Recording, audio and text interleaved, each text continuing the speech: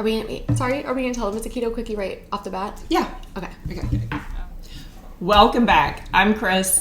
I'm Kristen, and we are Keto in the Country. This is your channel for healthy, smart, whole food keto recipes. And if you like that idea, be sure to like, subscribe to our channel, and please share us too. This is a keto quickie today, so we won't be taste testing at the end, but this is something we prepared kind of last minute, and we're so glad that we recorded it. It's such a quickie. It's almost not worth a YouTube video, but it turned out so well. Yeah, we had to.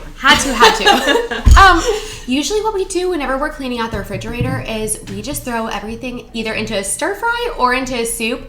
But in this Alabama summer heat, that's just not happening. It's 6,001 degrees out there. I don't know what's going on out there. No. I'm wearing long sleeves, as you can see, soup. hoping that winter hears me. Well, that's because we've got the air conditioner cranked down to 68, so it feels good now. Right. But winter needs to hurry up and come. Anyways, back to the recipe. We just went ahead and found like some bok choy that we either had to use or throw away, and we hate to waste. Mm-hmm. And everybody has that. All of a sudden your vegetables pile up, and I don't know how many vegetables we've thrown away, but we've just stopped. So we make something with them.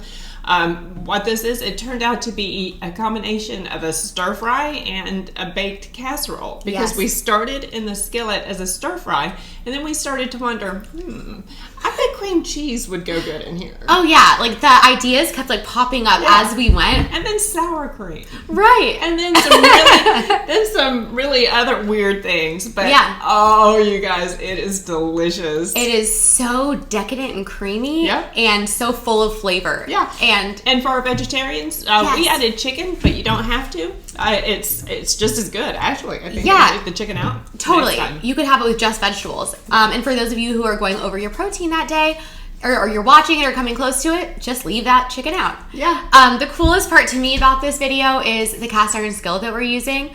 Christy bought this. I'm addicted. We're obsessed. Mm-hmm. It's so easy. You can start right on the stove and pop it right into the oven, and you use one dish and you don't have any mess. Yeah, so if you've never messed with a cast iron skillet, I highly suggest you start experimenting with it. Yes. But this is supposed to be a quickie, right. So I think it's impossible for us to have a real We get so excited quickie. about it. Okay, so let's get in the kitchen.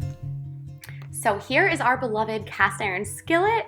And we are just drizzling it with olive oil so it totally coats the pan. We're more like pouring the olive oil on. Oh yes, followed by 2 tablespoons of butter. If you intermittent fast, you just really don't have to worry. Just get in the fat and vegetables and everything else you need right here. I guess this is why we've never really needed fat bombs. Yeah, we don't have a problem getting that fat. With a big old fat bomb. Okay, after this we added probably 2 or 3 cloves of garlic. But Christy made a really good point. You can add as much or as little as you want of these ingredients. No measurements on this. It's however you want it to be. Right. And now here are some delicious poblano peppers. If you guys haven't tried these, get some. Yeah, they were going bad in the fridge. I was going to stuff them. I never got around to it. Here's some red bell pepper. And then this is the bok choy. As you can see, we had so much left in the refrigerator. This was organic bok choy, and there was no way we were going to throw this away. So just give it a stir, mix everything around. Yeah, get all that oil on it. And just let it saute really for a few minutes. Yeah. Just so the vegetables are nice and tender. And again, any vegetable, I mean, you would be surprised at the unlikely combinations of vegetables that you can use in this. Mushrooms would be delicious in this. Yes, it would. Here we have our favorite zucchini. Look, we found zucchini. I don't know how we had all this. Sometimes there's nothing. And for there to be this much going to be thrown away is wild. I know. Here we have scallions. If you want to saute some onions and caramelize them, that would be delicious. And that would be delicious. Okay, we're going to cover this with a lid and let it sit in the skillet a while. In the meantime, we're going to make a roux. So we have about 2 tablespoons of butter.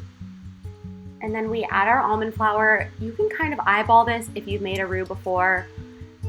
If not, I think we used about 1/4 cup. It just needs to coat the pan.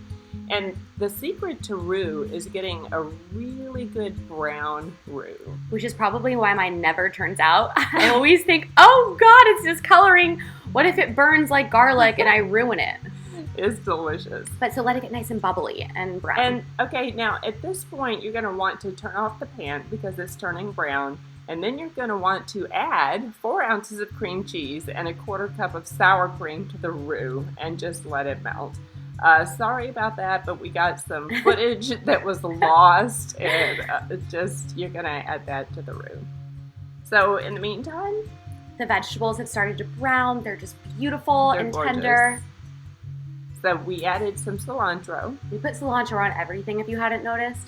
And here's that chicken. We used rotisserie chicken that we just chopped up. You don't have to use it if you don't want the protein or if you're a vegetarian. And see, so now we've added the roux to the vegetables with the cream cheese and the sour cream, which you didn't see.